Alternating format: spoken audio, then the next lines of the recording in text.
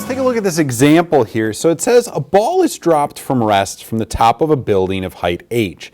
At the same instant, a second ball is projected vertically upward from ground level such that it is zero speed when it reaches the top of the building. When the two balls pass each other, which ball has the greater speed, or do they have the same speed? And explain, where will the two balls be when they are alongside each other? At a height h over 2, above the ground, or below that height, or above that height? Okay, so what I want to do for this one is I want to graph what this looks like. So I'm going to do a velocity versus time graph. So one of the balls is dropped, so that would be the blue one. And as it falls, eventually it's going to reach some final speed negative v. Now, the other one is going to be thrown up and have an initial speed v, and at the end it's going to be at rest when it reaches that height. And so the one going up is going to go a positive h for its displacement, as the one going down goes a negative h for its displacement as they fall past each other. Okay, now what I want to think about is when they meet.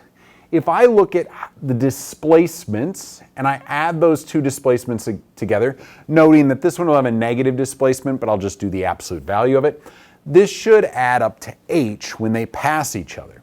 So if I look at this total area between these two lines, it's 2h, if I think about it as an absolute value of that one there.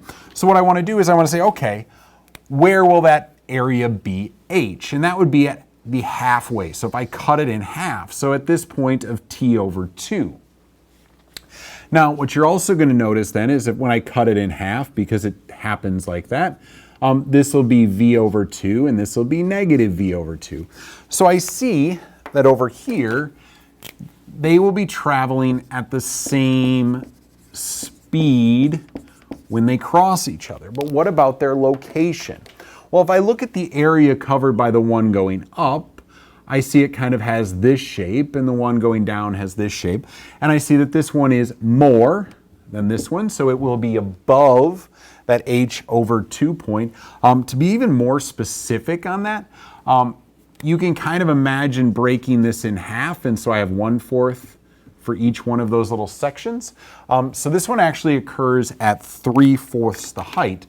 So this one has fallen 3/4 or gone up 3/4 the height. This one has gone down 1/4 the height.